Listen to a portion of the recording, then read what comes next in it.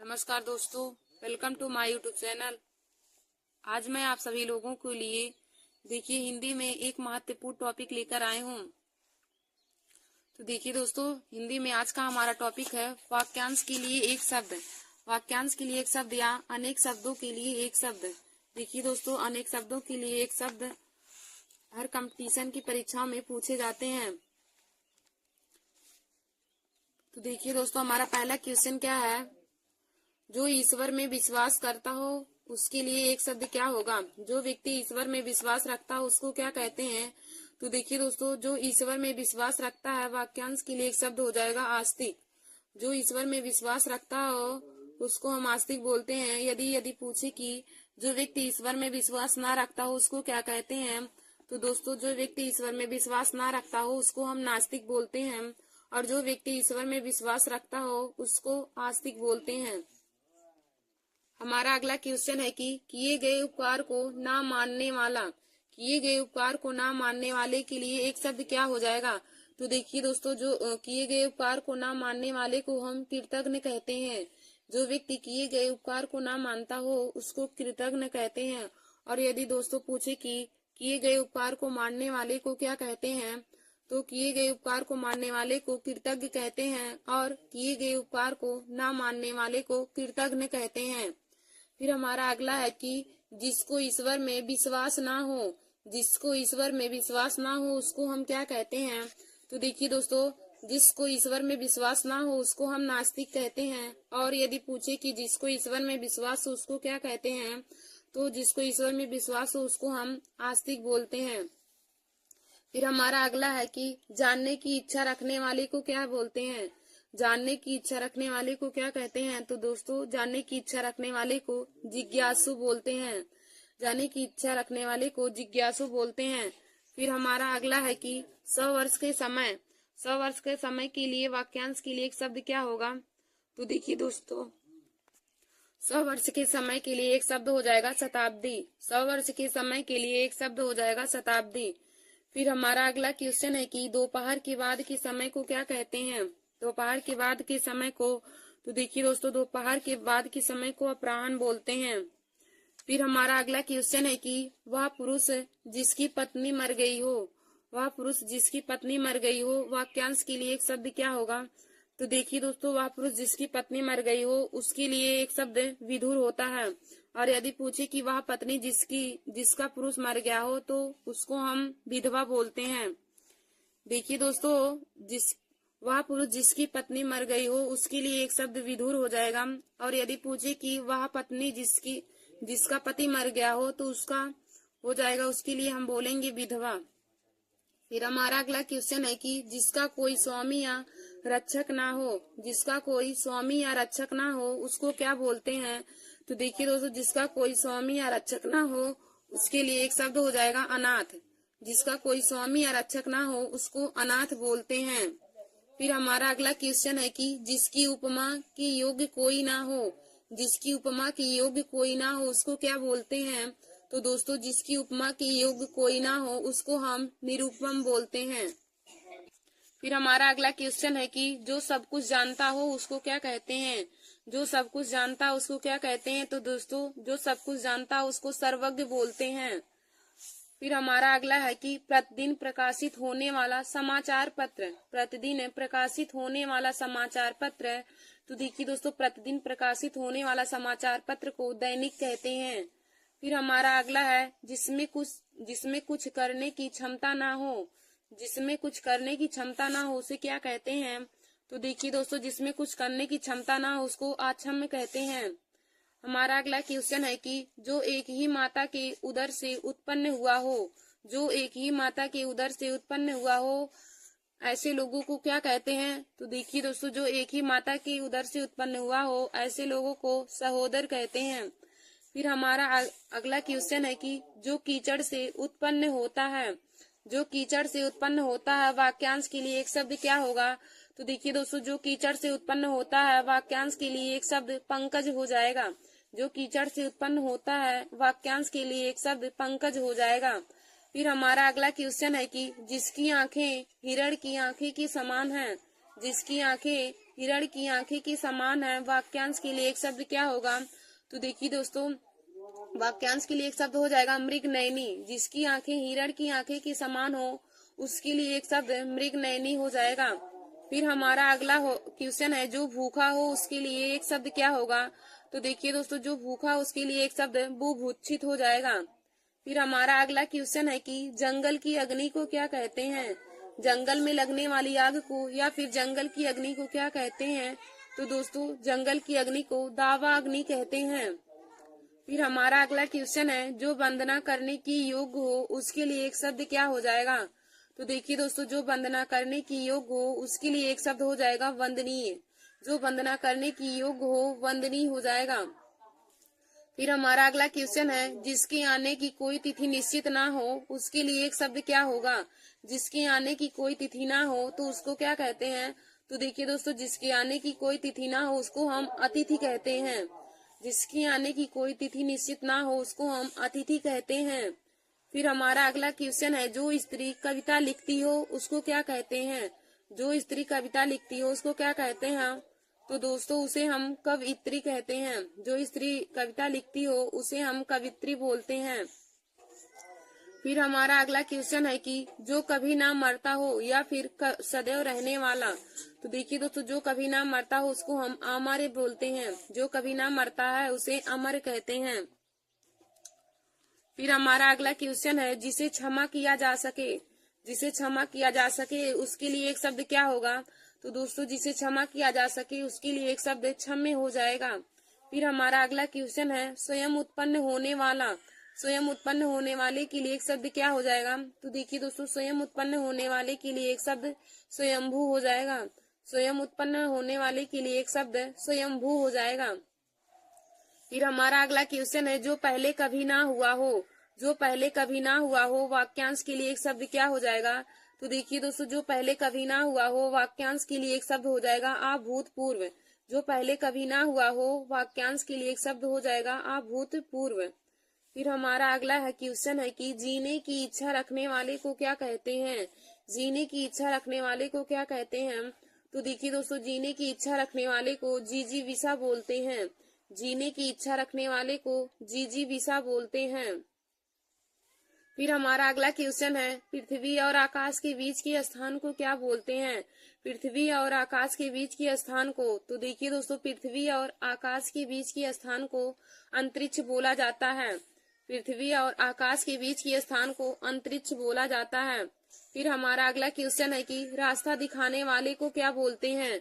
रास्ता दिखाने वाले को क्या बोलते हैं? तो देखिए दोस्तों, रास्ता दिखाने वाले को पथ प्रदर्शक बोलते हैं। फिर हमारा अगला क्वेश्चन है कि सदा सत्य बोलने वाले को क्या कहते हैं? सदा सत्य बोलने वाले को क्या कहते हैं? तो दोस्तों, सदा सत्य बोलने वाले को सत्यवादी बोलते हैं। फिर हमारा अगला क्वेश्चन है, जिसे अपने कार्य में सफलता मिली हो।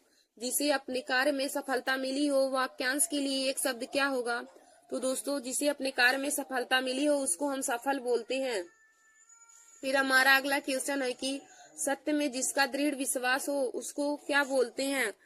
सत्य में जिसका दृढ़ विश्वास हो उसको क्या बोलते हैं? तो देखिए दोस्तों, सत्य में जिसका दृढ़ विश्वास हो उसको सत्यनिष्ठ बोलते हैं। फिर हमारा अगला क्वेश्चन है, जिसकी इच्छाएं बहुत ऊंची हो। जिसकी इच्छाएं बहुत ऊंची हो उसको क्या बोलते हैं? तो देखिए दोस्तों, जिसकी इच्छाएं बहुत ऊंची हो उसको महत्वाकांक्षी बोलते हैं। जिसकी इच्छाएं बहुत ऊंची हो उसको हम महत्वाकांक्षी बोलते हैं। फिर हमारा अगला क्वेश्चन है, जिससे किसी की तुलना ना की जा सके। जिससे किसी की तुलना ना की जा सके वाक्यांश के लिए एक शब्द क्या होगा? तो देखिए दोस्तों, जिससे किसी की तुलना ना की जा सके वाक्यांश के लिए एक शब्द अतुलनीय हो जाएगा। जिससे किसी की तुलना ना किया जा सके वाक्यांश के लिए एक शब्द हो जाएगा अतुलनीय। फिर हमारा अगला क्वेश्चन है, जिसका दमन ना किया जा सके। जिसका दमन ना किया जा सके, तो दोस्तों देखिए, जिसका दमन ना किया जा सके उसको अदम्य बोलते हैं। फिर हमारा अगला क्वेश्चन है, जिसके समान कोई दूसरा ना हो। जिसके समान कोई दूसरा ना हो तो वाक्यांश के लिए एक शब्द क्या होगा? तो देखिए दोस्तों, जिसके समान कोई दूसरा ना हो उसको हम अद्वितीय बोलते हैं। जिसके समान कोई दूसरा ना हो उसको हम अद्वितीय बोलते हैं। और दोस्तों यह क्वेश्चन बहुत ही महत्वपूर्ण है। जिसके समान कोई दूसरा ना हो उसको क्या बोलते हैं? तो देखिए दोस्तों, जिसके समान कोई दूसरा ना हो उसको हम अद्वितीय बोलते हैं। फिर हमारा अगला क्वेश्चन है कि जिसका कोई अंत ना हो उसको क्या बोलते हैं? जिसका कोई अंत ना हो, तो देखिए दोस्तों, जिसका कोई अंत ना हो उसको हम अनंत बोलते हैं। फिर हमारा अगला क्वेश्चन है कि जिसका कोई शत्रु पैदा ना हुआ हो, जिसका कोई शत्रु पैदा ना हुआ हो उसको क्या बोलते हैं? तो देखिए दोस्तों, जिसका कोई शत्रु पैदा ना हुआ हो उसको हम अजात शत्रु बोलते हैं। जिसका कोई शत्रु पैदा ना हुआ हो उसको अजात शत्रु बोलते हैं। धन्यवाद दोस्तों। ऐसे हमारे वीडियो को देखने के लिए जीके, मैथ और हिंदी के महत्वपूर्ण टॉपिक को पाने के लिए आप सभी लोग हमारे YouTube channel Nancy success classes को सब्सक्राइब कर लीजिए और अपने दोस्तों में शेयर करना ना भूलें। धन्यवाद दोस्तों। नमस्कार दोस्तों, welcome to my YouTube channel Nancy success classes. आज मैं आप सभी लोगों के लिए हिंदी में वर्णमाला व विराम चिन्ह से संबंधित महत्वपूर्ण क्वेश्चन लेकर आए हूँ। तो देखिए दोस्तों, वर्णमाला से संबंधित क्वेश्चन हर कंपटीशन की परीक्षाओं में पूछे जाते हैं। जैसे ग्रुप डी हुआ, आरआरबी एनटीपीसी हुआ, एसएससी एग्जाम हुआ, यूपीपी, बिहार पुलिस और सभी कंपटीशन की परीक्षाओं में पूछे जाते हैं। तो दोस्तों, आप लोग हमारे इस वीडियो को जरूर देख लीजिए। आज का हमारा टॉपिक है वर्णमाला व विराम चिन्ह से संबंधित महत्वपूर्ण क्वेश्चन। तो देखिए दोस्तों, हमारा पहला क्वेश्चन दिया है कि निम्नलिखित में से कौन सा मूल दीर्घ स्वर नहीं है? निम्नलिखित में से कौन मूल दीर्घ स्वर नहीं है? आइए दोस्तों, हम इसे बताने से पहले आप सभी लोगों को मूल स्वर, दीर्घ स्वर, स्वर व्यंजन और सभी व्यंजनों के प्रकार के बारे में बता देते हैं पहले। तो देखिए दोस्तों, स्वर वे होते हैं जिनके उच्चारण में बिना किसी वर्ड की सहायता से बोले जाते हैं। जो वर्ड बिना किसी वर्ड की सहायता से बोले जाते हैं उन्हें हम स्वर कहते हैं। जो वर्ड बिना किसी वर्ड की सहायता से बोले जाते हैं उन्हें हम स्वर कहते हैं। और देखिए दोस्तों, हिंदी में स्वरों की कुल संख्या मुख्यतः स्वरों की संख्या 11 होती है। और व्यंजन क्या होते हैं? व्यंजन का परिभाषा हो जाएगा कि जो स्वर की सहायता से बोले जाते हैं। जो वर्ड स्वर की सहायता से बोले जाते हैं उन्हें हम व्यंजन कहते हैं। और हिंदी वर्णमाला में व्यंजनों की मुख्यतः संख्या 33 होती है।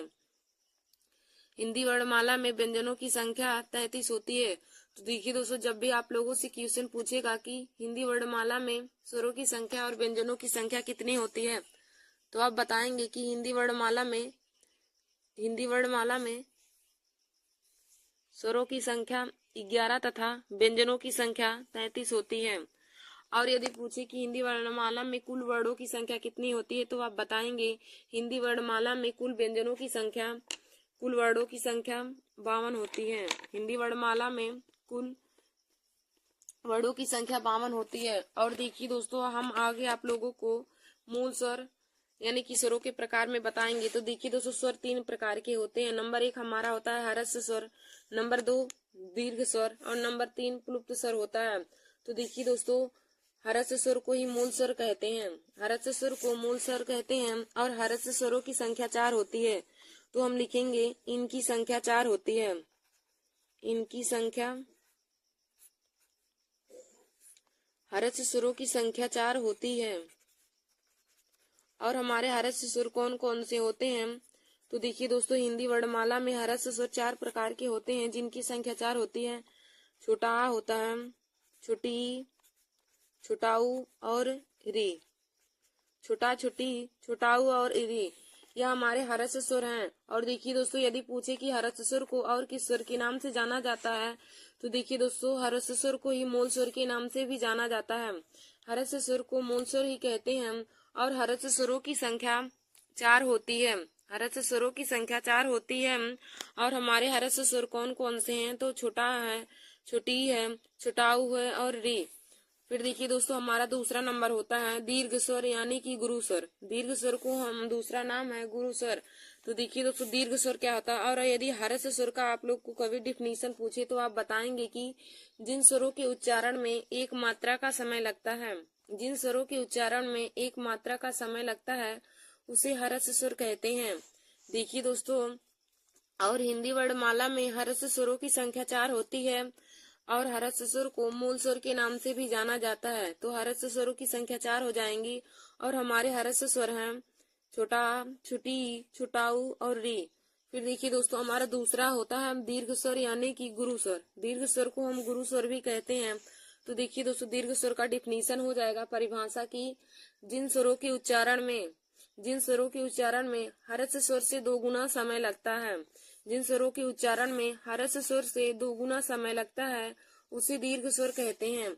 और दोस्तों, दीर्घ स्वरों की संख्या 7 होती है। तो हम इसमें लिखेंगे कि इनकी संख्या 7 होती है। दीर्घ स्वरों की संख्या 7 होती है तो लिखेंगे इनकी संख्या 7 होती है। तो दीर्घ स्वर हमारे कौन कौन से हैं? तो देखिए दोस्तों, बड़ा है, बड़ी है, बड़ाऊ है, ए है, ऐ है, ओ है और आओ है। दीर्घ स्वरों की संख्या 7 होती है। दीर्घ स्वर हमारे कौन कौन से हैं? बड़ा है, बड़ी है, बड़ाऊ है, ए है, ऐ है, ओ है और औ है। तो यह हमारे दीर्घ स्वर हो जाएंगे। देखिए दोस्तों, कभी कभी हर्ष स्वर ना देकर मूल स्वर देता है कि मूल स्वरों की हिंदी वर्णमाला में मूल स्वरों की संख्या कितनी होती है। तो आप लोग बताएंगे कि हिंदी वर्णमाला में मूल स्वरों की कुल संख्या 4 होती है। और यदि पूछे कि दीर्घ स्वर यानी कि गुरु स्वरों की संख्या हिंदी वर्णमाला में कितनी होती है, तो दोस्तों मूल स्वरों, दीर्घ स्वरों या फिर गुरु स्वरों की संख्या हिंदी वर्णमाला में 7 होती हैं। फिर देखिए दोस्तों, आगे हम आप लोग को बताएंगे अंतस्थ व्यंजन। अंतस्थ व्यंजन कौन कौन से होते हैं और इनकी संख्या हिंदी वर्णमाला में कितनी होती है। तो देखिए दोस्तों, अंतस्थ स्वरों की संख्या, अंतस्थ व्यंजनों की संख्या हिंदी वर्णमाला में 4 होती है। तो हम इसमें लिखेंगे कि इनकी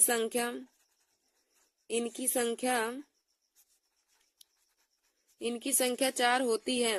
अंतस्थ व्यंजन हिंदी वर्णमाला में 4 होते हैं। और हमारे अंतस्थ व्यंजन कौन कौन से हैं? तो देखिए दोस्तों, या है, रा है, ला है और वाह। या, रा, ला और वाह यह अंतस्थ व्यंजन है। हिंदी वर्णमाला में अंतस्थ व्यंजन 4 प्रकार के होते हैं। और हमारे कौन कौन से अंतस्थ व्यंजन होते हैं? तो या है, रा है, ला है और वाह है। यह चारों हमारे अंतस्थ व्यंजन होते हैं। फिर देखिए दोस्तों, आगे हम देखेंगे हमारा अगला है ऊष्म व्यंजन। ऊष्म व्यंजन हिंदी वर्णमाला में कितने प्रकार के होते हैं? तो देखिए दोस्तों, ऊष्म व्यंजन भी हिंदी वर्णमाला में ऊष्म व्यंजनों की संख्या भी 4 होती है। हम लिखेंगे इनकी संख्या 4 होती है। इसमें हम लिखेंगे कि इनकी संख्या 4 होती है। इनकी संख्या 4 होती है। देखिए दोस्तों, ऊष्म व्यंजनों की संख्या 4 होती है। और हमारे ऊष्म व्यंजन कौन कौन से होते हैं? बड़ा सा है, खट्टी सा है, छोटा सा है और हा। बड़ा सा, खट्टी सा, छोटा सा, हा, यह हमारे ऊष्म व्यंजन होते हैं। ऊष्म व्यंजनों की संख्या हिंदी वर्णमाला में 4 होती है। और देखिए दोस्तों, ऊष्म व्यंजन कौन कौन से होते हैं? तो बड़ा सा हुआ, खट्टी सा, छोटा सा और हा, यह चारों हमारे ऊष्म व्यंजन होते हैं। फिर देखिए दोस्तों, हमारा अगला है कि संयुक्त व्यंजनों की संख्या हिंदी वर्णमाला में कितनी होती है। संयुक्त व्यंजनों की संख्या हिंदी वर्णमाला में कितनी होती है? तो देखिए दोस्तों, संयुक्त व्यंजनों की भी संख्या हिंदी वर्णमाला में 4 होती है। तो हम लिखेंगे कि इनकी संख्या 4 होती है। इनकी संख्या भी 4 होती है। और देखिए दोस्तों, संयुक्त व्यंजन हमारे कौन कौन से होते हैं? तो संयुक्त व्यंजन हमारे होते हैं छत है, त्रा है, ज्ञ है और स्रा है। उसमें संयुक्त व्यंजन हमारे छत, त्रा है, ज्ञ और स्रा है। तो संयुक्त व्यंजन भी हिंदी वर्णमाला में 4, संयुक्त व्यंजनों की संख्या हिंदी वर्णमाला में 4 होती है। और हमारे संयुक्त व्यंजन कौन कौन से हैं? तो छत है, त्रा है, ज्ञ है और स्रा। अब देखिए दोस्तों, हम आप लोग को बताते हैं कि छत्र, ज्ञ और स्रा किन किन की संयोग से बनते हैं। तो देखिए दोस्तों, छत्र जो होता है यह आधा का प्लस खट्टी सा के संयोग से बनता है। छत्र है जो, यह आधा का प्लस खट्टी सा के संयोग से बनता है। जो त्रा है, यह आधा ता प्लस रा की संयोग से बनता है। जो हमारा ज्ञ है, आधा जा प्लस इया की संयोग से बनता है। और जो स्रा है आधा बड़ा सा प्लस में रा के संयोग से बनता है। देखिए दोस्तों, संयुक्त व्यंजन की संख्या 4 होती है। हिंदी वर्णमाला में संयुक्त व्यंजनों की संख्या 4 होती है। और हमारे संयुक्त व्यंजन कौन कौन से हैं? तो संयुक्त व्यंजन है छत्र, ज्ञ और स्रा। छत्र, त्रा, ज्ञ और स्रा यह हमारे संयुक्त व्यंजन हैं। तो देखिए दोस्तों, यह किन किन की संयोग से बनते हैं यह भी क्वेश्चन में पूछा जाता है। हमारे कभी कभी क्वेश्चन में पूछ लिया जाता है कि छत्र किस किस के संयोग से बनता है। तो दोस्तों देखिए, छत्र जो हमारा होता है यह आधा का प्लस खट्टी सा के संयोग से बनता है। जो त्रा है आधा ता प्लस रा के संयोग से बनता है। और जो ज्ञा है यह आधा जा प्लस इया के संयोग से बनता है। और जो स्रा है यह आधा बड़स सा और रा के संयोग से बनता है। तो देखिए दोस्तों, मैंने आप सभी लोगों को बताया मूल स्वरों के बारे में। मैंने आप लोगों को बताया मूल स्वरों के बारे में। तो देखिए दोस्तों, मूल स्वरों का परिभाषा क्या होता है कि मूल स्वर यानी कि हर्ष स्वर, जिन स्वरों के उच्चारण में एक मात्रा का समय लगे, जिन स्वरों के उच्चारण में एक मात्रा का समय लगे उसे हम हर्ष स्वर कहते हैं। और देखिए दोस्तों, हर्ष स्वरों की संख्या हिंदी वर्णमाला में 4 होती है। और हर्ष स्वरों को ही हम मूल स्वर के नाम से भी जानते हैं। हर्ष स्वर का दूसरा नाम मूल स्वर होता है। और देखिए दोस्तों, हर्ष स्वरों की संख्या हिंदी वर्णमाला में 4 होती है। और हमारे हर्ष स्वर हैं छोटा, छोटी, छोटाऊ और री, यह हमारे हर्ष स्वर हैं। फिर दूसरा हमारा होता है दीर्घ स्वर यानी कि गुरु स्वर। दीर्घ स्वर को गुरु स्वर के नाम से भी जानते हैं। तो देखिए दोस्तों, दीर्घ स्वर का डिफिनीशन यानी कि परिभाषा क्या हो जाएगा कि जिन स्वरों के उच्चारण में हर्ष स्वर से 2 गुना का समय लगता है, जिन स्वरों के उच्चारण में हर्ष स्वर से 2 गुना समय लगता है उसे दीर्घ स्वर यानी कि गुरु स्वर के नाम से जाना जाता है। और देखिए दोस्तों, हिंदी वर्णमाला में दीर्घ स्वरों की संख्या 7 होती है। हमारे दीर्घ स्वर कौन कौन से हैं? तो देखिए दोस्तों, बड़ा है, बड़ी है, बड़ाऊ है, ए है, ओ और औ, यह हमारे 7 दीर्घ स्वर हैं। फिर दोस्तों, हमने आप लोगों को आगे बताया अंतस्थ व्यंजन। अंतस्थ व्यंजन, तो देखिए दोस्तों, अंतस्थ व्यंजन की संख्या हिंदी वर्णमाला में 4 होती है। अंतस्थ व्यंजनों की संख्या 4 होती है। और हमारे अंतस्थ व्यंजन कौन कौन से होते हैं? तो देखिए दोस्तों, अंतस्थ व्यंजन होते हैं या, रा, ला और वा। या, रा, ला और वा यह हमारे चारों अंतस्थ व्यंजन होते हैं। फिर दोस्तों, हमने आगे आप लोग को बताया ऊष्म व्यंजन। तो देखिए दोस्तों, ऊष्म व्यंजनों की संख्या हिंदी वर्णमाला में 4 होती है। ऊष्म व्यंजनों की भी संख्या हिंदी वर्णमाला में 4 होती है। और देखिए दोस्तों, ऊष्म व्यंजन कौन कौन से होते हैं? तो हमारे उसमें व्यंजन होते हैं बड़स सा, खट्टी सा, छोटा सा और हा। बड़स सा, खट्टी सा, छोटा सा और हा यह हमारे चारों उसमें व्यंजन होते हैं। फिर देखिए दोस्तों, हमारा अगला है संयुक्त व्यंजन। संयुक्त व्यंजन जैसे हम इसका परिभाषा लिख सकते हैं, 2 वर्डों के मेल से बने शब्द को यानी अक्षर को ही हम संयुक्त व्यंजन कहते हैं। 2 वर्डों के मेल से बने वर्ड को हम संयुक्त व्यंजन कहते हैं। और देखिए दोस्तों, संयुक्त व्यंजनों की संख्या हिंदी वर्णमाला में 4 होती है। संयुक्त व्यंजनों की संख्या हिंदी वर्णमाला में 4 होती है। तो हमारे संयुक्त व्यंजन कौन कौन से होते हैं? देखिए दोस्तों, हमारे संयुक्त व्यंजन होते हैं छत्र, ज्ञ और स्रा। छत्र, ज्ञ और स्रा यह चारों हमारे संयुक्त व्यंजन होते हैं। और देखिए दोस्तों, संयुक्त व्यंजन 2 वर्डों के संयोग से बनते हैं। तो वह कौन कौन से 2 वर्ड हैं जिनके संयोग से संयुक्त व्यंजन बनते हैं? तो हम आप लोग को बताएंगे। देखिए दोस्तों, जो हमारा छत्र होता है यह आधा का प्लस खट्टी सा के संयोग से बनता है। जो छत्र होता है यह आधा का प्लस खट्टी सा के संयोग से बनता है। जो त्रा है आधा ता प्लस रा के संयोग से बनता है। ज्ञ हमारा जो है वह आधा जा प्लस इया के संयोग से बनता है।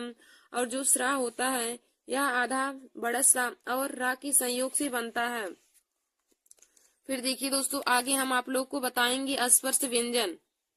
आगे आप लोग हेडिंग डाल लीजिए अस्पर्श व्यंजन। तो देखिए दोस्तों, अस्पर्श व्यंजन की संख्या हिंदी वर्णमाला में 25 होती है।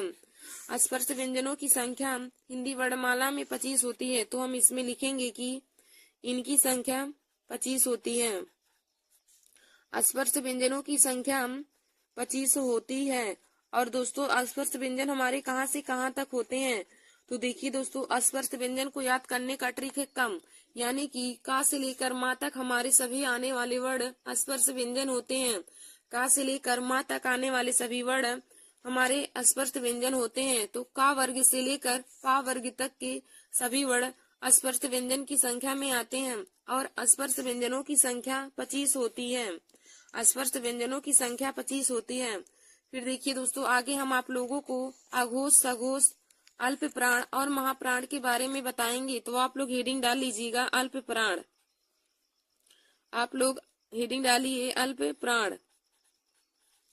तो देखिए दोस्तों, अल्प प्राण ज्ञात करने का हम आप लोगों को ट्रिक बताते हैं कि अल्प प्राण ज्ञात करने का ट्रिक हमारा होता है 135। अल्प प्राण ज्ञात करने का ट्रिक होता है 135। 135 का मतलब क्या हो जाएगा दोस्तों? देखिए, अल्प प्राण 135 का मतलब हो जाएगा कि किसी भी वर्ग का पहला अक्षर, तीसरा अक्षर और पांचवा अक्षर। किसी भी वर्ग का पहला अक्षर, तीसरा अक्षर और पांचवा अक्षर यह हमारे सभी अल्प प्राण होते हैं। यानी कि देखिए दोस्तों, जैसे हमारा का वर्ग होता है, जैसे का वर्ग में हमारा कौन कौन सा वर्ड आता है? तो का वर्ग में हमारा आता है का है, खा है, गा है, घा है और अंगा। यही हमारा का वर्ग में आ जाएगा। तो इसमें से हमें जैसे अल्प प्राण को छांटना है, तो हमने आप लोग को बताया कि अल्प प्राण छांटने का ट्रिक क्या हो जाएगा? 135। यानी कि किसी भी वर्ड का पहला अक्षर, तीसरा अक्षर और पांचवा अक्षर यह हमारे अल्प प्राण होते हैं। तो देखिए दोस्तों, का वर्ग में हमारे पहला अक्षर, तीसरा अक्षर और पांचवा अक्षर हमारे अल्प प्राण हो जाएंगे। तो इसमें से अल्प प्राण हमारे कौन कौन से हो जाएंगे? तो हम लिखेंगे इसमें से अल्प प्राण। अल्प प्राण हमें जैसे छांटना है, तो अल्प प्राण हमारे हो जाएंगे का, गा और अंगा। का, गा और अंगा यह तीनों हमारे अल्प प्राण हो जाएंगे। हमने अल्प प्राण पहचानने का ट्रिक आप लोग को बताया 135। 135 का मतलब हो जाएगा कि किसी भी वर्ड का पहला अक्षर, तीसरा अक्षर और पांचवा अक्षर। किसी भी वर्ग का पहला, तीसरा और पांचवा अक्षर अल्प प्राण होते हैं। फिर आगे देखिए दोस्तों, महाप्राण क्या होते हैं? महाप्राण ज्ञात करने का ट्रिक क्या होता है? तो देखिए दोस्तों, महाप्राण ज्ञात करने का हमारा ट्रिक होता है 24। महाप्राण ज्ञात करने का ट्रिक हमारा 24 होता है। और देखिए दोस्तों, 24 का मतलब हो जाएगा कि किसी भी वर्ड का दूसरा अक्षर और चौथा अक्षर। किसी भी वर्ड का दूसरा अक्षर और चौथा अक्षर महाप्राण होते हैं। तो देखिए दोस्तों, जैसे हमने यहीं पे का वर्ग लिया है, तो का वर्ग में हमारा का, खा, गा, घा और अंगा वर्ड आते हैं। इसी में हमारा दूसरा अक्षर और चौथा अक्षर महाप्राण होंगे। तो दूसरा अक्षर खा है और चौथा अक्षर घा है। तो हम लिखेंगे महाप्राण क्या हो जाएगा? खा और घा। खा और घा हमारे महाप्राण हो जाएंगे। फिर दोस्तों, आगे हम आप लोग को अघोष और सघोष के बारे में बताते हैं। तो देखिए दोस्तों, अगला हमारा है अघोष। अगला हमारा है अघोष। तो देखिए दोस्तों, अघोष को जानने का ट्रिक क्या होता है? अघोष को याद करने का ट्रिक होता है 12। अघोष को याद करने का ट्रिक होता है 12। यानी कि किसी भी वर्ड का पहला अक्षर और दूसरा अक्षर। जैसे हम यहाँ पे चा वर्ग ले रहे हैं, और चा वर्ग में हमारे कौन कौन से वर्ड होंगे? चा, छा, जा, झा और इया। देखिए दोस्तों, अघोष को ज्ञात करने का ट्रिक हमारा 12 होता है। यानी कि किसी भी वर्ड का पहला अक्षर और दूसरा अक्षर। किसी भी वर्ड का पहला और दूसरा अक्षर हमारे अघोष वर्ड में आते हैं। और देखिए दोस्तों, हमने जैसे यहाँ पे चा वर्ग लिया है, तो चा वर्ग में चा है, छा है, जा है, झा और इया। चा, छा, जा, झा और इया हमारे चा वर्ग में आते हैं। तो देखिए दोस्तों, इसी में से हमारा पहला और दूसरा अक्षर हमारे अघोष हो जाएंगे। तो पहला अक्षर चा है और दूसरा छा है। तो अघोष वर्ड हमारे हो जाएंगे, अघोष वर्ड इसमें से हो जाएंगे चा और छा। अघोष वर्ड हो जाएंगे चा और छा। फिर देखिए दोस्तों, हमारा दूसरा होता है सघोष। दूसरा सघोष होता है, और सघोष को याद करने का ट्रिक क्या होता है? तो देखिए दोस्तों, सघोष को याद करने का ट्रिक 345 होता है। सघोष को याद करने का ट्रिक 345 होता है। और 345 का मतलब क्या हो जाएगा? देखिए दोस्तों, 345 का अर्थ हो जाएगा कि किसी भी वर्ड का तीसरा अक्षर, चौथा अक्षर और पांचवा अक्षर। किसी भी वर्ड का तीसरा अक्षर, चौथा अक्षर और पांचवा अक्षर हमारे सघोष वर्ड होते हैं। तो देखिए दोस्तों, जैसे हमने यहाँ पे चा वर्ग लिया है, तो चा वर्ग में हमारा हो जाएगा चा, छा, जा, झा और इया। चा, छा, जा, झा और इया हमारे यहाँ सघोष वर्ड होते हैं। तो देखिए दोस्तों, इसमें से तीसरा वर्ण, चौथा वर्ण और पांचवा वर्ण यह हमारे सघोष व्यंजन हो जाएंगे। तो छ, जा, जा, झा, इया हमारे सघोष वर्ण हो जाएंगे। जा, झा, इया यह हमारे सघोष वर्ण हो जाएंगे। तो दोस्तों, आशा करती हूँ कि आप लोगों को अल्प प्राण, महाप्राण, सघोष और अघोष के बारे में बहुत अच्छे से पता चल गया होगा। तो देखिए दोस्तों, हमने आप लोग को बताया कि अल्प प्राण ज्ञात करने का ट्रिक क्या होता है। तो अल्प प्राण ज्ञात करने का ट्रिक होता है 135। अल्प प्राण ज्ञात करने का ट्रिक 135 होता है। 135 का अर्थ क्या होता है कि किसी भी वर्ण का पहला अक्षर, तीसरा अक्षर और पांचवा अक्षर, किसी भी वर्ग का पहला अक्षर, तीसरा अक्षर और पांचवा अक्षर यह हमारे अल्प प्राण होते हैं। और देखिए दोस्तों, हमारा अगला हमने आप लोग को बताया था, जैसे हमने यहाँ पे उदाहरण भी लिया, जैसे हमने का वर्ग लिया है। तो का वर्ग में हमारे का, खा, गा, घा और अंगा यही पांचों वर्ड आते हैं। तो इसी में से हमें अल्प प्राण को छांटना है। तो हमने आप लोग को अल्प प्राण छांटने का ट्रिक बताया है 135। तो इसमें से हमारा यानी कि पहला अक्षर, तीसरा अक्षर और पांचवा अक्षर हमारा अल्प प्राण होगा। तो देखिए दोस्तों, पहला अक्षर का है, तीसरा अक्षर गा है और पांचवा अक्षर अंगा। तो का, गा और अंगा हमारे अल्प प्राण हो जाएंगे। फिर देखिए दोस्तों, अगला हमारा है, हमने आप लोग को बताया महाप्राण। तो महाप्राण ज्ञात करने का ट्रिक क्या होता है? 24। महाप्राण ज्ञात करने का ट्रिक होता है 24, यानी कि किसी भी वर्ण का दूसरा अक्षर और चौथा अक्षर महाप्राण होते हैं। किसी भी वर्ग का दूसरा अक्षर और चौथा अक्षर महाप्राण होते हैं। देखिए, जैसे हमने यहाँ पे का वर्ग ही लिया है। तो का वर्ग में का, खा, गा, घा और अंगा यह हमारे सब आते हैं। तो दोस्तों, इसी में से हमारा दूसरा और चौथा वर्ण महाप्राण हो जाएंगे, यानी कि जो खा है और घा या दूसरा और चौथा अक्षर है तो यह हमारे महाप्राण हो जाएंगे। तो दोस्तों, अल्प प्राण ज्ञात करने का ट्रिक 135 होता है और महाप्राण ज्ञात करने का ट्रिक 24 होता है। 135 का मतलब किसी भी वर्ण का पहला अक्षर, तीसरा अक्षर और पांचवा अक्षर।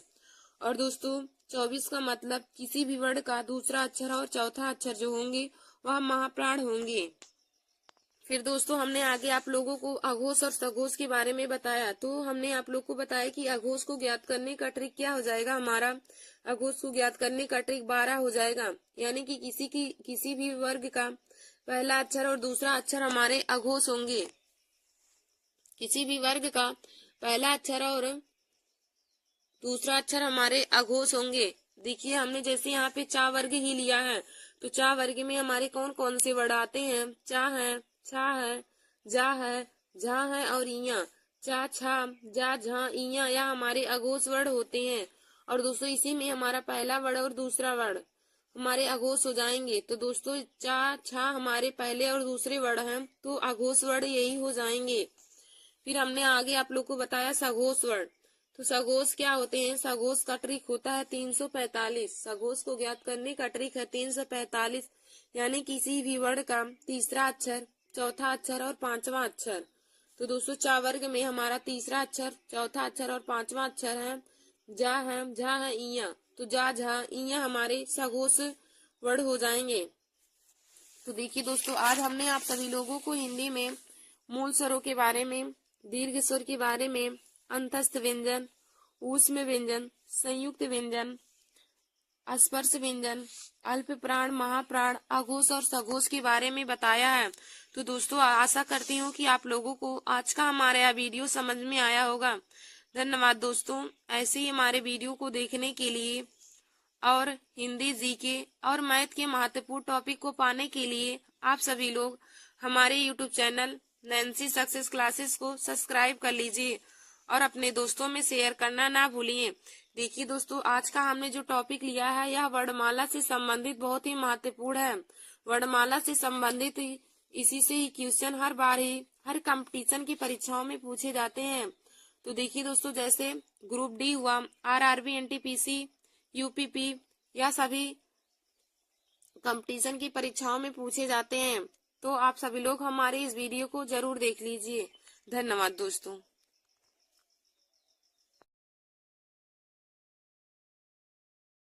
नमस्कार दोस्तों, welcome to my YouTube channel. आज मैं आप सभी लोगों को हिंदी में मोस्ट इम्पॉर्टेंट टॉपिक बताऊंगी। तो देखिए दोस्तों, आज का यह वीडियो हमारा SSC GD, RRB, NTPC, railway police, UP police और सभी कंपटीशन की परीक्षाओं के लिए है। देखिए दोस्तों, सभी प्रतियोगी परीक्षाओं में हमें स्पर्श व्यंजन, अंतस्थ व्यंजन, ऊष्म व्यंजन एवं संयुक्त व्यंजन के बारे में पूछा जाता है। तो दोस्तों, आज मैं आप सभी लोगों को इन्हीं सभी का डिफिनीशन और उनकी संख्या कितनी होती है उन सभी को बताऊंगी।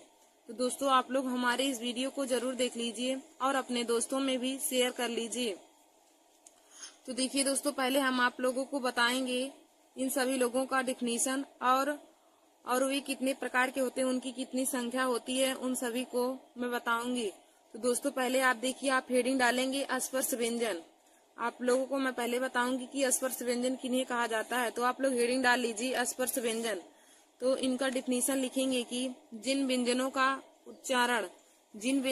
उच्चारण करते समय हवा कंठ तालु, मूर्धा, दांत एवं ओष्ठों का स्पर्श करके मुख से बाहर आती है। जिन व्यंजनों का उच्चारण करते समय, देखिए दोस्तों, स्पर्श व्यंजन का हम परिभाषा लिखेंगे कि जिन व्यंजनों का उच्चारण करते समय हवा कंठ तालु, मूर्धा, दांत या ओठों का स्पर्श करके मुख से बाहर आती है, उसे स्पर्श व्यंजन कहते हैं। देखिए दोस्तों, स्पर्श व्यंजन की परिभाषा हो जाएगा कि जिन व्यंजनों का उच्चारण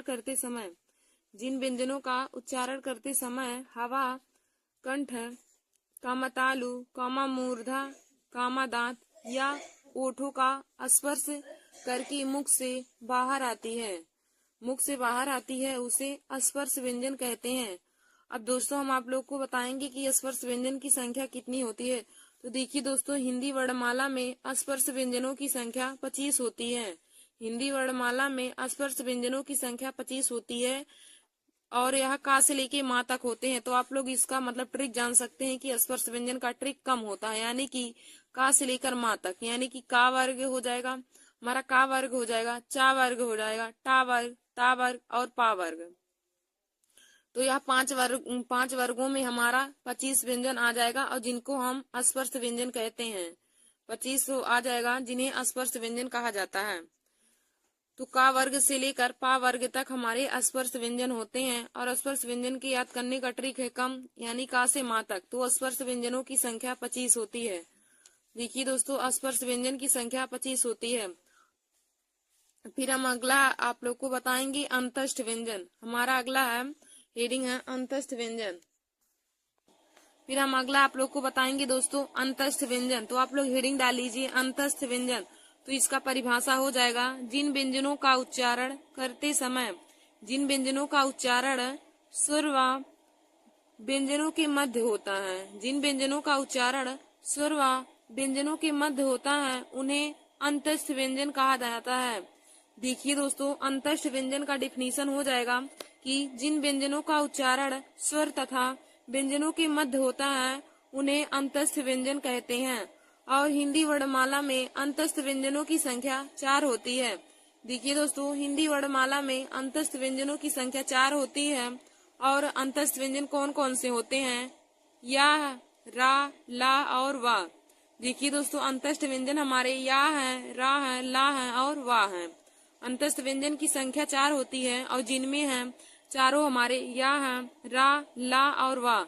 या, रा, ला, वा हमारे अंतस्थ व्यंजन है। तो दोस्तों, मैंने आप लोगों को अंतस्थ व्यंजन का परिभाषा बताया कि जिन व्यंजनों का उच्चारण स्वर व व्यंजन के मध्य होता है, जिन व्यंजनों का उच्चारण स्वर व व्यंजन के मध्य होता है, स्वर व व्यंजनों के मध्य होता है, उन्हें अंतस्थ व्यंजन कहा जाता है। देखिए दोस्तों, अंतस्थ व्यंजन होते हैं जो हमारे बहुत ही अंदर से निकलते हैं, हमारे शरीर में बहुत अंदर से निकलते हैं, तो उन्हें अंतस्थ व्यंजन कहा जाता है। तो अंतस्थ व्यंजन की संख्या 4 हो जाएंगी। यदि आप लोगों से पूछे कि हिंदी वर्णमाला में अंतस्थ व्यंजनों की संख्या कितनी होती है, तो देखिए दोस्तों, हिंदी वर्णमाला में अंतस्थ व्यंजनों की संख्या 4 होती है। और हमारे अंतस्थ व्यंजन कौन कौन से हैं? तो अंतस्थ व्यंजन होते हैं या, रा, ला और वा। या, रा, ला और वा हमारे अंतस्थ व्यंजन हैं। फिर दोस्तों, आगे हम आप लोगों को बताएंगे ऊष्म व्यंजन। तो आप लोग हेडिंग डाल लीजिए ऊष्म व्यंजन। ऊष्म व्यंजन। तो इसमें हम आप लोग को डिफिनीशन बताएंगे ऊष्म व्यंजन का। तो आप लोग लिखेंगे कि जिन व्यंजनों का उच्चारण करते समय, जिन व्यंजनों का उच्चारण करते समय हवा मुख में या मुंह में टकराकर ऊष्मा पैदा करती है। जिन व्यंजनों का उच्चारण करते समय हवा मुख में या मुंह में टकराकर ऊष्मा पैदा करती है, उन्हें ऊष्म व्यंजन कहते हैं। देखिए दोस्तों, ऊष्म व्यंजन का परिभाषा हो जाएगा कि जिन व्यंजनों का उच्चारण करते समय, जिन व्यंजनों का उच्चारण करते समय हवा मुंह में टकराकर ऊष्मा पैदा करती है। जिन व्यंजनों का उच्चारण करते समय हवा मुंह में टकराकर ऊष्मा पैदा करती है, उन्हें ऊष्म व्यंजन कहते हैं। देखिए दोस्तों, जब आप किसी भी व्यंजन का उच्चारण करेंगे और उच्चारण करते समय आपके मुख से हवा निकल करके या हवा टकरा करके मुख में हवा टकरा करके ऊष्मा पैदा करेगी, तब उन्हें हम ऊष्म व्यंजन कहते हैं। तो देखिए दोस्तों, ऊष्म व्यंजन की संख्या 4 होती है। ऊष्म व्यंजन की संख्या 4 होती है। और चारों ऊष्म व्यंजन कौन कौन से हैं? तो हो जाएगा बड़ा सा, खट्टी सा, छोटा सा और हाँ। बड़ा सा, खट्टी सा, छोटा सा और हाँ हमारे ऊष्म व्यंजन हैं। तो देखिए दोस्तों, ऊष्म व्यंजन की संख्या 4 हो जाएगा और ऊष्म व्यंजन है बड़ा सा, खट्टी सा, छोटा सा और हाँ। बड़ा सा, खट्टी सा, छोटा सा, हाँ हमारे ऊष्म व्यंजन है। फिर दोस्तों, हमने आप लोगों को देखिए बताया कि ऊष्म व्यंजन का परिभाषा क्या हो जाएगा कि जिन व्यंजनों का उच्चारण करते समय, जिन व्यंजनों का उच्चारण करते समय हवा मुख में टकराकर ऊष्मा पैदा करती है, हवा मुख में टकराकर ऊष्मा पैदा करती है, उन्हें ऊष्म व्यंजन कहा जाता है। और ऊष्म व्यंजन की संख्या 4 होती है। देखिए दोस्तों, ऊष्म व्यंजन की संख्या 4 हो जाती है। और हमारे ऊष्म व्यंजन कौन कौन से हैं? तो बड़ा सा, खट्टी सा, छोटा सा और हाँ। बड़ा सा, खट्टी सा, छोटा सा और हाँ, यह ऊष्म व्यंजन है। अब दोस्तों, आगे मैं आप लोगों को बताऊंगी संयुक्त व्यंजन।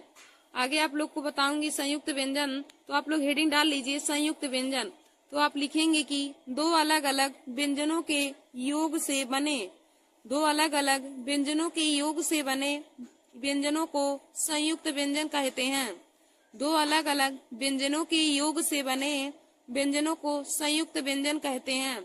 देखिए दोस्तों, संयुक्त व्यंजन का परिभाषा हो जाएगा कि दो अलग अलग व्यंजन, दो अलग अलग व्यंजनों के संयोग से बने व्यंजनों को संयुक्त व्यंजन कहते हैं। और संयुक्त व्यंजन की संख्या 4 होती है। देखिए दोस्तों, हिंदी वर्णमाला में संयुक्त व्यंजनों की संख्या 4 होती है। और संयुक्त व्यंजन का परिभाषा होता है कि दो अलग अलग व्यंजनों के संयोग से बने व्यंजन को संयुक्त व्यंजन कहते हैं। और संयुक्त व्यंजन की संख्या 4 होती है। और संयुक्त व्यंजन हमारे कौन कौन से हो जाएंगे? छ, त्र, ज्ञ और स्र। तो संयुक्त व्यंजन की संख्या हिंदी वर्णमाला में 4 होती है। और हमारे संयुक्त व्यंजन कौन कौन से हैं? तो दोस्तों, छत्र हैं, त्र हैं, ज्ञ और स्र। छत्र, त्र, ज्ञ और स्र संयुक्त व्यंजन है। अब देखिए दोस्तों, हम देखेंगे कि संयुक्त व्यंजन हमारे किन किन व्यंजनों के योग से बनते हैं। तो यह बहुत ही इम्पोर्टेंट टॉपिक है। संयुक्त व्यंजन का जो योग होता है उनके बारे में हमें बहुविकल्पी क्वेश्चन में दिया रहता है कि छत्र किन किन व्यंजनों के योग से बनता है या फिर त्र किन किन व्यंजनों के योग से बनता है। तो देखिए दोस्तों, मैं इन लोग को आप लोगों को ऐसा भी बता देती हूँ। तो देखिए दोस्तों, छत्र जो हमारा होता है तो किसके संयोग से बनता है, यानी कि किस व्यंजन के संयोग से बनता है।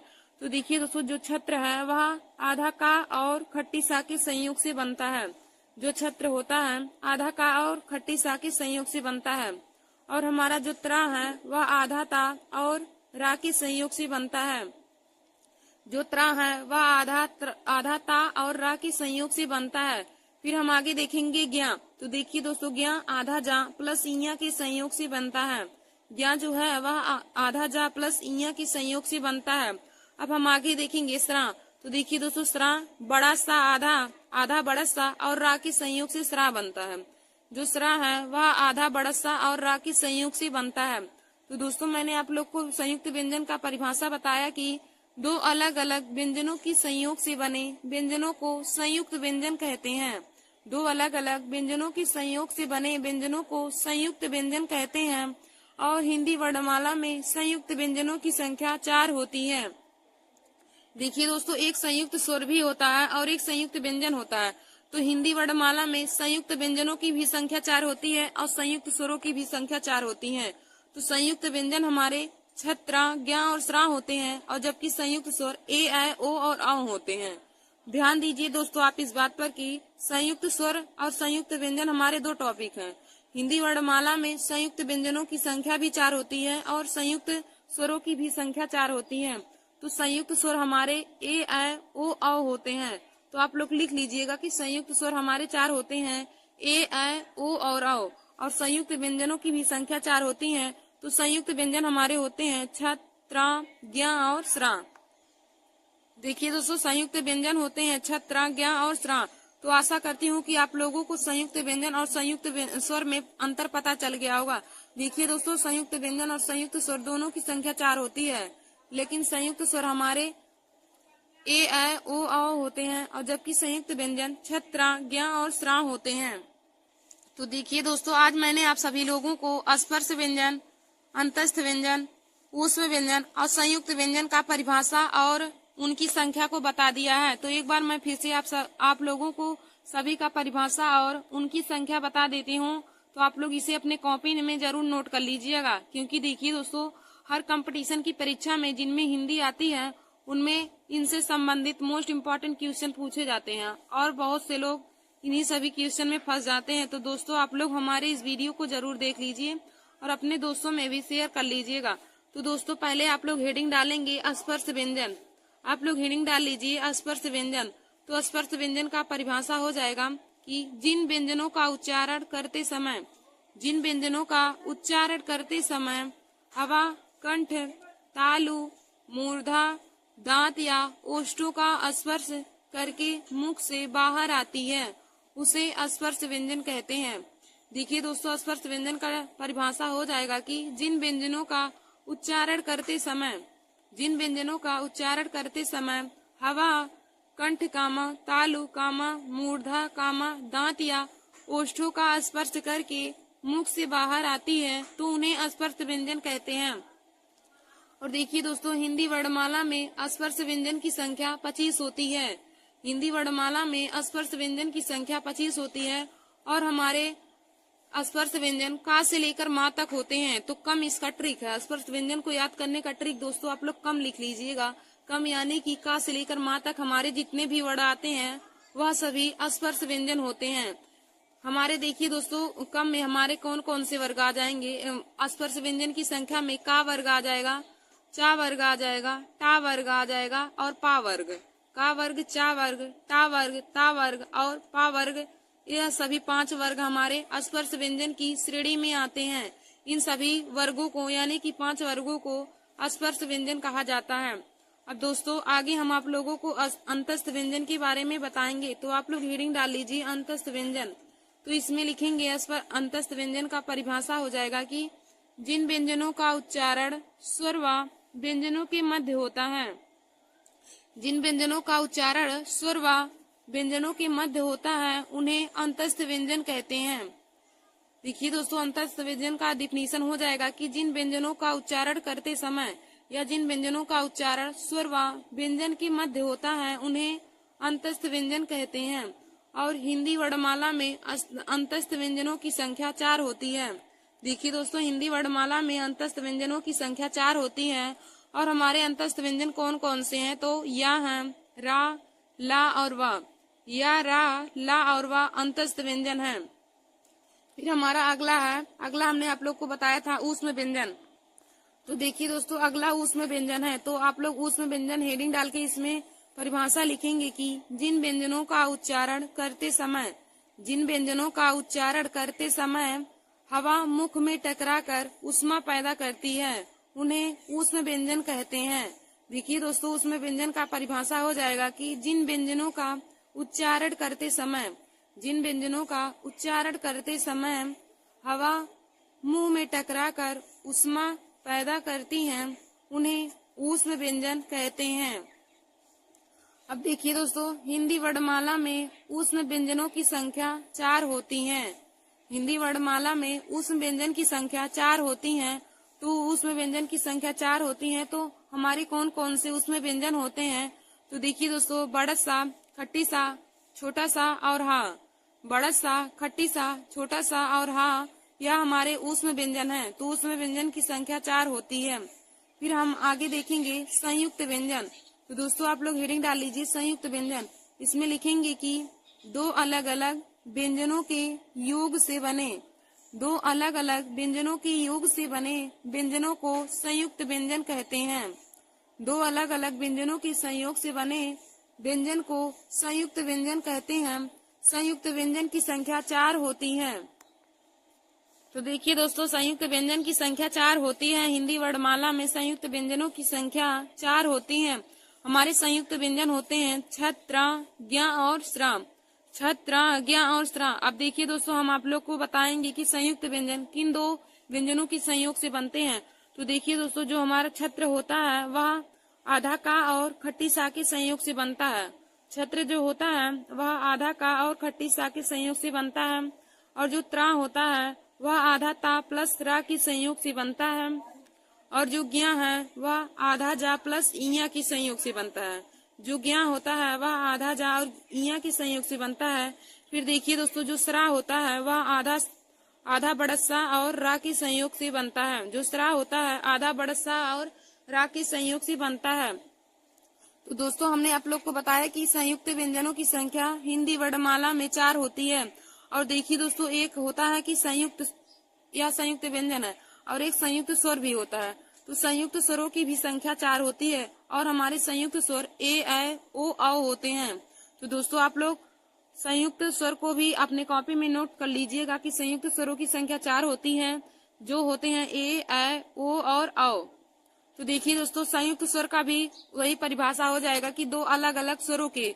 देखिए, संयुक्त व्यंजन में होता है कि दो अलग अलग व्यंजनों के संयोग से बने व्यंजन को संयुक्त व्यंजन कहते हैं। और संयुक्त स्वर का परिभाषा हो जाएगा कि दो अलग अलग स्वरों के संयोग से बने स्वरों को संयुक्त स्वर कहते हैं। और संयुक्त स्वरों की भी संख्या हिंदी वर्णमाला में 4 होती है। तो संयुक्त स्वर होते हैं ए, ऐ, ओ और औ। तो देखिए दोस्तों, आप लोग इम्पोर्टेंट टॉपिक में लिख लीजिएगा कि स्पर्श व्यंजनों की संख्या। तो स्पर्श व्यंजन की संख्या हिंदी वर्णमाला में 25 होती है। हिंदी वर्णमाला में स्पर्श व्यंजन की संख्या 25 होती है। तो हमारे स्पर्श व्यंजन का से लेके माँ तक होते हैं। फिर आप लोग दूसरा लिख लीजिएगा कि अंतस्थ व्यंजन। फिर देखिए दोस्तों, अंतस्थ व्यंजन। तो अंतस्थ व्यंजन की संख्या हिंदी वर्णमाला में 4 होती है। हमारे अंतस्थ व्यंजन होते हैं या, रा, ला और वा। और देखिए दोस्तों, हमारा तीसरा था कि ऊष्म व्यंजन। तो हिंदी वर्णमाला में ऊष्म व्यंजन की भी संख्या 4 होती है। हिंदी वर्णमाला में ऊष्म व्यंजन की भी संख्या 4 होती है।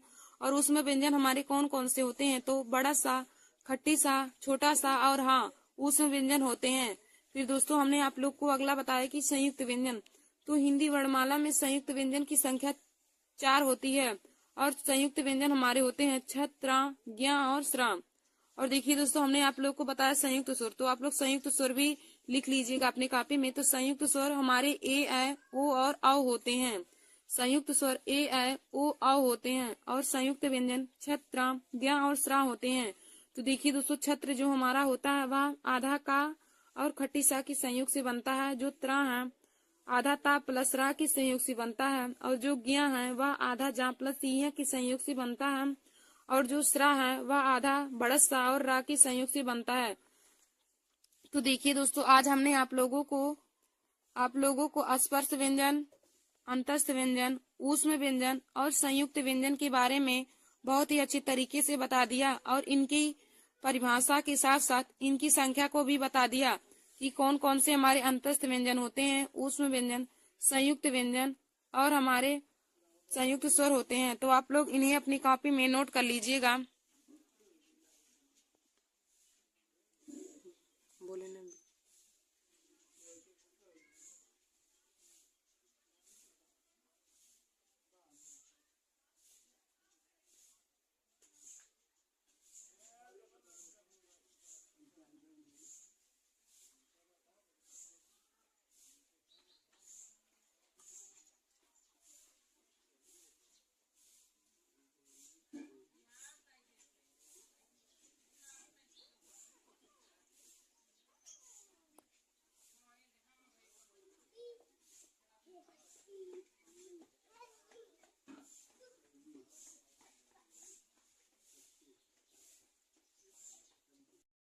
नमस्कार दोस्तों, welcome to my YouTube channel. आज मैं क्लास 10th और क्लास 12 की सब्जेक्ट हिंदी में एक महत्वपूर्ण टॉपिक लेकर आए हूँ। तो देखिए दोस्तों, आज का हमारा टॉपिक है रस। तो देखिए दोस्तों, रस से संबंधित क्वेश्चन बोर्ड एग्जाम की परीक्षा में 4 नंबर के पूछे जाते हैं, जिसमें हमें जो रस पूछा रहता है उसका उदाहरण और उसका परिभाषा लिखना होता है। तो देखिए दोस्तों, आज मैं आप सभी लोगों को हास्य रस, करुण रस और वीर रस के बारे में बताऊंगी। तो आप लोग हमारे उस वीडियो को जरूर देख लीजिए और अपने दोस्तों में भी शेयर कर लीजिए। देखिए दोस्तों, हमारा वीडियो क्लास 10th और क्लास 12 के स्टूडेंट के साथ साथ हर कंपटीशन की परीक्षा के लिए भी महत्वपूर्ण है, जिनमें हिंदी पूछे जाते हैं। क्योंकि आज हम आप लोगों को इसमें परिभाषा, उदाहरण भी बताएंगे और उनके अस्थायी भाव को भी बताएंगे। तो देखिए दोस्तों, कंपटीशन की परीक्षाओं में अस्थायी भाव भी पूछा जाता है। और देखिए दोस्तों, यहाँ हमारा वीडियो विशेष तौर पर क्लास 10th और क्लास 12 के स्टूडेंट के लिए है।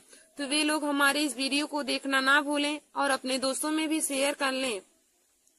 तो देखिए दोस्तों, हम आप लोग को पहला बताएंगे हास्य रस। तो आप लोग हेडिंग डाल लीजिए हास्य रस। देखिए दोस्तों, हम बताएंगे कि बोर्ड एग्जाम की परीक्षा में आप लोग परिभाषा कैसे लिखेंगे, उदाहरण कैसे लिखेंगे। तो आप लोग पहले हेडिंग डाल लीजिए हास्य रस। तो इसमें लिखिएगा, जब किसी काव्य को पढ़ने व लिखने से, जब किसी काव्य को पढ़ने व लिखने से हास नामक विभाव, अनुभाव, संचारी भाव व अस्थायी भाव से युक्त हास्य रस की उत्पत्ति होती है। देखिए दोस्तों, हास्य रस का डिफिनीशन क्या हो जाएगा। हास्य रस की परिभाषा कि जब किसी काव्य को पढ़ने, लिखने व सुनने से, जब किसी काव्य को पढ़ने, लिखने या सुनने से हास नामक विभाव, अनुभाव व संचारी भाव व अस्थायी भाव से युक्त हास्य रस की उत्पत्ति होती है। देखिए दोस्तों, जब किसी काव्य को पढ़ने, लिखने, सुनने आदि से जो आनंद उत्पन्न होता है तो उसे हम रस कहते हैं। यदि पूछे कि रस की परिभाषा क्या होती है, तो रस की परिभाषा यह होती है कि जब किसी काव्य को पढ़ने, लिखने या सुनने से जो हमारे मन में उत्साह उत्पन्न होता है तो उसी की घटना को हम रस कहते हैं। और देखिए दोस्तों, हमने यहाँ पे आप लोग को बताया कि हम आज आप लोगों को हास्य रस, करुण रस और वीर रस का परिभाषा और उसका उदाहरण बताएंगे। तो हमने यहाँ पे पहला लिया है हास्य रस। तो आप लोग हेडिंग डालेंगे हास्य रस। तो इसमें लिखेंगे, जब किसी काव्य को पढ़ने, लिखने व सुनने से, जब किसी काव्य को पढ़ने, लिखने व सुनने से हास नामक विभाव, अनुभाव व संचारी भाव तथा अस्थायी भाव से युक्त हास्य रस की उत्पत्ति होती है। और दोस्तों, आगे हम देखेंगे कि हास्य रस का अस्थायी भाव क्या होता है। तो दोस्तों, हास्य रस का अस्थायी भाव हास होता है। हास्य रस का अस्थायी भाव हास होता है। फिर दोस्तों, आप लोग उदाहरण डालकर उसमें लिखेंगे काले पेन से। देखिए दोस्तों, जो हेडिंग रहेगा आप लोग बोर्ड एग्जाम की परीक्षा में उसको काले स्केच से डालेंगे और हम उदाहरण फिर लिखेंगे काले पेन से, या आप लोग नीले पेन से भी लिख सकते हैं कि बुरे समय को देखकर गंजे तू क्यों रोए, किसी भी हालत में तेरा बाल न बाका होए। आप लोग इसका उदाहरण लिखेंगे कि बुरे समय को देखकर गंजे तू क्यों रोए, किसी भी हालत में तेरा बाल न बाका होए। तो दोस्तों, यहाँ हास्य रस का उदाहरण हो जाएगा। तो आप लोगों को बोर्ड एग्जाम की परीक्षा में उदाहरण के साथ साथ परिभाषा के साथ साथ उदाहरण भी पूछा जाता है। तो दोस्तों, आप परिभाषा और उदाहरण दोनों अपने कॉपी में नोट कर लीजिए। फिर हम आगे देखेंगे, हमारा दूसरा है करुण रस। तो देखिए दोस्तों, करुण रस किसे कहेंगे। तो इसमें आप लोग लिखिए, जब किसी काव्य को पढ़ने, लिखने व सुनने से, जब किसी काव्य को पढ़ने, लिखने व सुनने से शोक नामक विभाव, अनुभाव, संचारी भाव तथा अस्थायी भाव से युक्त करुण रस की उत्पत्ति होती है। जब किसी काव्य को पढ़ने, लिखने व सुनने से शोक नामक विभाव, अनुभाव व संचारी भाव से युक्त करुण रस की उत्पत्ति होती है, तो हम इस प्रकार के रस को करुण रस कहते हैं। देखिए दोस्तों, हम कह सकते हैं कि जब किसी काव्य को पढ़ने, लिखने या सुनने से शोक नामक विभाव, अनुभाव, अस्थायी भाव व संचारी भाव उत्पन्न होता है, तो हम इस प्रकार के रस को करुण रस कहते हैं। फिर हम आगे देखेंगे करुण रस का अस्थायी भाव क्या होता है। तो देखिए दोस्तों, करुण रस का अस्थायी भाव होता है शोक। करुण रस का अस्थायी भाव शोक होता है। फिर आप लोग हेडिंग डालिए उदाहरण। तो इसमें लिखेंगे उदाहरण में, मणि खोए भुजंग सी जननी, मणि खोए भुजंग सी जननी, फंसा पटक रही थी शीस, अंधी आज बनाकर मुझको किया न्याय तुमने जगदीश। देखिए दोस्तों, करुण रस का उदाहरण हो जाएगा कि मणि खोए भुजंग सी जननी, फंसा पटक रही थी शीस, अंधी आज बनाकर मुझको किया न्याय तुमने जगदीश। तो यहाँ हमारा करुण रस का उदाहरण हो जाएगा। तो देखिए दोस्तों, इसमें शोक की भावना व्यक्त की गई है। उपयुक्त उदाहरण में शोक की भावना व्यक्त की गई है, तो हम कह सकते हैं कि यह करुण रस का उदाहरण है। यदि आपको बोर्ड एग्जाम की परीक्षा में पूछे कि आप इसका स्पष्टीकरण करिए, तो आप लोग लिख सकते हैं कि इसमें शोक की भावना व्यक्त की गई है। उपयुक्त उदाहरण में शोक की भावना व्यक्त की गई है, इसीलिए हम कह सकते हैं कि यह करुण रस का उदाहरण है। तो दोस्तों, करुण रस का उदाहरण क्या हो जाएगा? मणि खोए भुजंग सी जननी, फंसा पटक रही थी शीश, अंधी आज बनाकर मुझको, किया न्याय तुमने जगदीश। यह हमारा करुण रस का उदाहरण हो जाएगा। तो देखिए दोस्तों, करुण रस का परिभाषा क्या हो जाएगा कि जब किसी काव्य को पढ़ने, लिखने व सुनने से शोक नामक विभाव, अनुभाव, संचारी भाव तथा अस्थायी भाव से युक्त करुण रस की उत्पत्ति होती है। और हमने आप लोग को बताया कि करुण रस का अस्थायी भाव क्या हो जाएगा। तो दोस्तों, करुण रस का अस्थायी भाव शोक हो जाएगा। और इसका उदाहरण भी हमने आप लोग को बताया। मणि खोई भुजंग सी जननी, फंसा पटक रही थी शीश, अंधी आज बनाकर मुझको, किया न्याय तुमने जगदीश। तो देखिए दोस्तों, हमारा अगला है तीसरा, वीर रस। तो हम आप लोग को वीर रस और उसका उदाहरण और उसका परिभाषा बताएंगे। तो दोस्तों, आप लोग हेडिंग डाल लीजिए, वीर रस। इसमें लिखेंगे, जब किसी काव्य को पढ़ने, लिखने व सुनने से, जब किसी काव्य को पढ़ने, लिखने व सुनने से उत्साह नामक विभाव, अनुभाव, संचारी भाव व अस्थायी भाव से युक्त वीर रस की उत्पत्ति होती है। देखिए दोस्तों, हम कह सकते हैं कि जब किसी काव्य को पढ़ने, लिखने व सुनने से शरीर में जो उत्साह नामक विभाव, अनुभाव, संचारी भाव व अस्थायी भाव युक्त होता है, उत्पन्न होता है, तो उसे हम वीर रस कहते हैं। तो देखिए दोस्तों, वीर रस का अस्थायी भाव क्या होता है? तो वीर रस का अस्थायी भाव उत्साह होता है। वीर रस का अस्थायी भाव उत्साह होता है। तो इसका उदाहरण क्या हो जाएगा? तो देखिए दोस्तों, वीर रस का उदाहरण हो जाएगा, चढ़ चेतक तलवार उठा, करता था भूतल पानी को, राणा प्रताप सिर काट काट कर, करता था सफल जवानी को। उसका उदाहरण हो जाएगा वीर रस का, चढ़ चेतक तलवार उठा, करता था भूतल पानी को, राणा प्रताप सिर काट काट कर, करता था सफल जवानी को। तो यह हमारा वीर रस का उदाहरण हो जाएगा। देखिए दोस्तों, यदि इसमें स्पष्टीकरण पूछे तो आप बताएंगे कि उपयुक्त उदाहरण में वीर की भावना व्यक्त की गई है।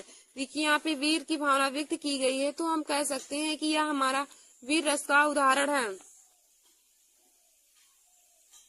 तो दोस्तों, यह हमारा वीर रस का उदाहरण हो जाएगा, चढ़ चेतक तलवार उठा, करता था भूतल पानी को, राणा प्रताप सिर काट काट, करता था सफल जवानी को। तो दोस्तों, हमने आज आप लोगों को हास्य रस, करुण रस और वीर रस का परिभाषा और उसका उदाहरण भी बता दिया है। तो दोस्तों, आप लोग इसे अपने कॉपी में नोट कर लीजिए, क्योंकि यह बोर्ड एग्जाम परीक्षा के लिए बहुत ही महत्वपूर्ण है। आप लोगों को 24 फरवरी का जो पेपर है, उसमें इन्हीं तीनों रस में से कोई दो रस आपको जरूर पूछेगा और उसमें बोल देगा कि आप उदाहरण और परिभाषा लिखिए। तो दोस्तों, दो देगा उसमें अथवा करके देगा, किसी एक का आप लोगों को उदाहरण और उसका परिभाषा लिखना होगा। तो दोस्तों, आप इन तीनों को अपने कॉपी में जरूर लिख लीजिए। तो हमने आप लोगों को हास्य रस, वीर रस और करुण रस बताया। तो दोस्तों, हास्य रस का हमारा उदाहरण क्या है कि बुरे समय को देखकर गंजे तू क्यों रोए, किसी भी हालत में तेरा बाल न बाका होए। बुरे समय को देखकर गंजे तू क्यों रोए, किसी भी हालत में तेरा बाल न बाका होए। तो यह हमारा हास्य रस का उदाहरण हो जाएगा। फिर हमने आप लोग को बताया करुण रस। तो करुण रस का उदाहरण क्या हो जाएगा? मणि खोए भुजंग सी जननी, फंसा पटक रही थी शीश, अंधी आज बनाकर मुझको, किया न्याय तुमने जगदीश। मणि खोए भुजंग सी जननी, फंसा पटक रही थी शीश, अंधी आज बनाकर मुझको, किया न्याय तुमने जगदीश। तो देखिए दोस्तों, उपयुक्त उदाहरण में हमारा शोक की या कष्ट की भावना इसमें व्यक्त की गई है, तो हम कह सकते हैं कि यह हमारा करुण रस का उदाहरण है। फिर हमने आगे आप लोग को वीर रस बताया था। तो देखिए दोस्तों, वीर रस का उदाहरण क्या हो जाएगा? चढ़ चेतक तलवार उठा, करता था भूतल पानी को, राणा प्रताप सिर काट काट, करता था सफल जवानी को। तो यह हमारा वीर रस का उदाहरण हो जाएगा। तो दोस्तों, मैंने आप लोगों को तीनों उदाहरण एक बार फिर से बता दिया है। तो आप लोग उदाहरण सहित इसकी परिभाषा को जरूर याद कर लीजिए, क्योंकि बोर्ड एग्जाम की परीक्षा में 4 नंबर के रस से संबंधित क्वेश्चन पूछे जाते हैं। आशा करती हूँ दोस्तों, आज का हमारा वीडियो आप लोगों को समझ में आया होगा। धन्यवाद दोस्तों।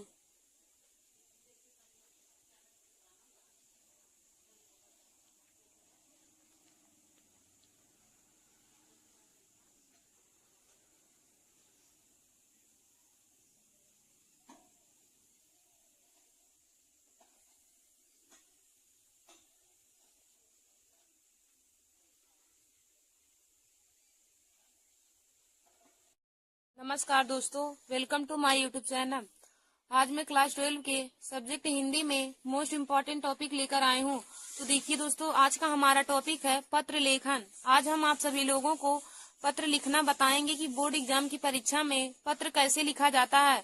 तो देखिए दोस्तों, हमने एक और वीडियो पत्र लेखन पर बनाया था, जिसमें हमने किसी बैंक की शाखा प्रबंधक को कोई व्यवसाय शुरू करने हेतु ऋण प्राप्ति के लिए आवेदन पत्र आप लोगों को लिखना बताया था कि आप आवेदन पत्र किसी बैंक की शाखा को ऋण प्राप्ति के लिए कैसे लिखेंगे। तो दोस्तों, आज हम आप लोगों को अपने नगर की सफाई हेतु नगर पालिका को एक पत्र लिखना बताएंगे।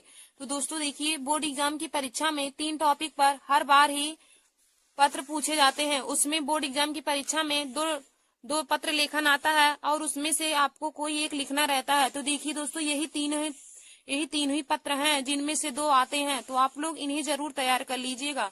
तो हमने बैंक की शाखा प्रबंधक को ऋण प्राप्ति के लिए आवेदन पत्र लिखवाया है। तो जिन भी स्टूडेंट को पता नहीं है वे लोग जाके हमारे चैनल पर पत्र लेखन को लिख ले। और आज हम आप लोगों को अपने नगर की सफाई हेतु नगर पालिका पर पत्र लिखना बताएंगे। तो दोस्तों, आप लोग हमारे इस वीडियो को जरूर देख लीजिए। देखिए दोस्तों, 24 फरवरी के पेपर में यह पत्र लेखन जरूर पूछा जाएगा। तो आप लोग इसे जरूर देखकर अपने कॉपी में नोट कर लीजिए। तो हम लिखेंगे, इसमें पहले हेडिंग डालेंगे, पहले काले पेन से लिखेंगे सेवा में, उसके बाद कामा लगाएंगे, सेवा में लिखेंगे, फिर कामा लिख के लिखेंगे स्वास्थ्य अधिकारी। सेवा में स्वास्थ्य अधिकारी नगर निगम प्रयागराज उत्तर प्रदेश। देखिए दोस्तों, लिखेंगे हम पहले सेवा में स्वास्थ्य अधिकारी नगर निगम प्रयागराज उत्तर प्रदेश। फिर हम यहाँ पे अब हेडिंग डालेंगे विषय। तो यहाँ पे आप लोग काले स्केच से हेडिंग डाल लीजिएगा विषय। फिर इसमें लिखेंगे मतलब किस विषय पर हमें निबंध पत्र लिखना है। तो दोस्तों, हमें यहाँ पे नगर की सफाई है तो नगर पालिका को एक पत्र लिखना है। तो हम विषय में लिखेंगे मोहल्ले की सफाई हेतु नगर पालिका को एक पत्र। फिर देखिए दोस्तों, हम विषय में लिखेंगे कि मोहल्ले की सफाई हेतु नगर पालिका को एक पत्र।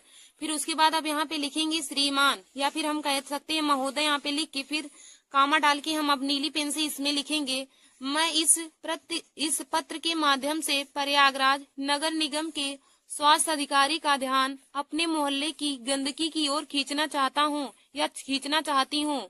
मैं इस पत्र के माध्यम से प्रयागराज नगर निगम के स्वास्थ्य अधिकारी का ध्यान अपने मोहल्ले की गंदगी की ओर खींचना चाहता या चाहती हूँ। आपको यह जानकर आश्चर्य होगा कि हमारे क्षेत्र में कई दिनों से कोई सफाई कर्मचारी नहीं आ रहे हैं। देखिए दोस्तों, हमारा आगे हो जाएगा कि आपको यह जानकर आश्चर्य होगा कि हमारे क्षेत्र में कई दिनों से कोई सफाई कर्मचारी नहीं आ रहे हैं, जिसके कारण जगह जगह पर गंदगी कूड़ा करकट का ढेर लग गया है या फिर ढेर लगा हुआ है।